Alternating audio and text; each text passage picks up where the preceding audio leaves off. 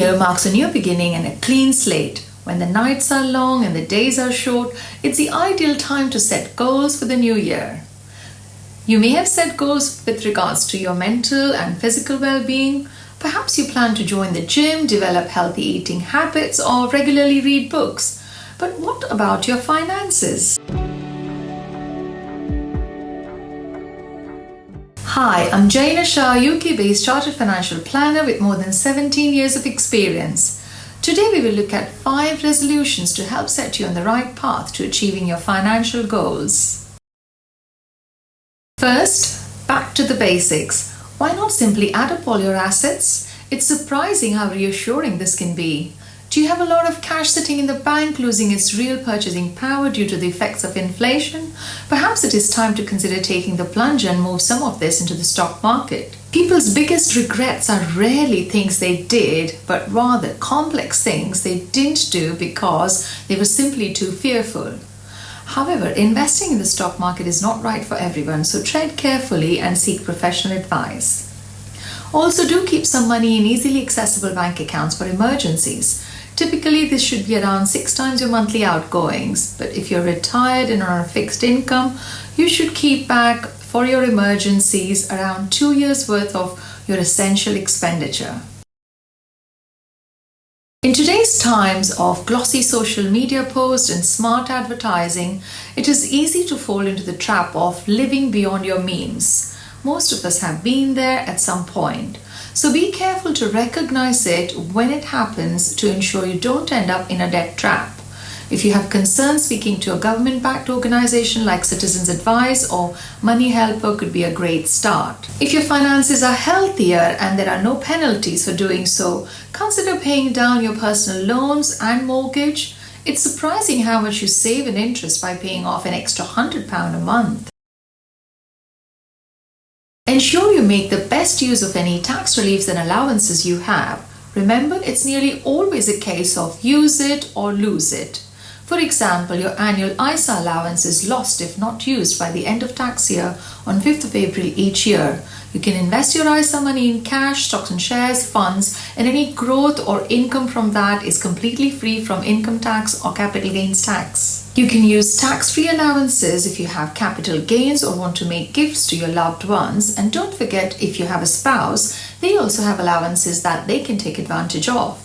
Since tax rules are ever-changing and often complex, there is value in seeking professional advice. If you're not a member of your company pension scheme, join it. By law, your employer must contribute at least 3% of your relevant earnings to a pension plan, and if you pay more, some employers will also pay extra. This is an essential part of your rewards package, and the contribution is yours for the taking. You've earned it. If you already have a pension, could you put more into this year? Are you comfortable with where your money is invested? Does it align with your values and risk appetite? Perhaps consider taking advice to help you consider these questions, especially if you are near the tax limits. While it may not be the easiest thing to consider, it's important to decide what will happen to your assets after your death.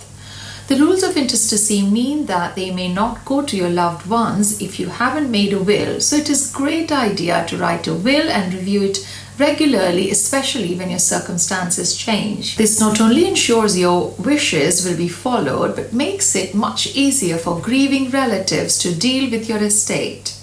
A power of attorney is also a great idea. It could be described as a type of a living will that enables your family and friends to look after you and your finances if the worst happens. Without a power of attorney, a single person with no family who suffers a severe mental impairment such as dementia could find themselves in legal limbo for a significant amount of time.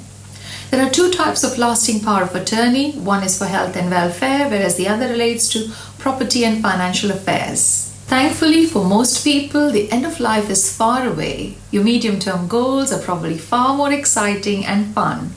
A new home, possibly children, a better paid job. So plan now. If you want to get on the property ladder, have you thought about the children's school and university fees? What if you were to lose your job? Have you put a plan in place?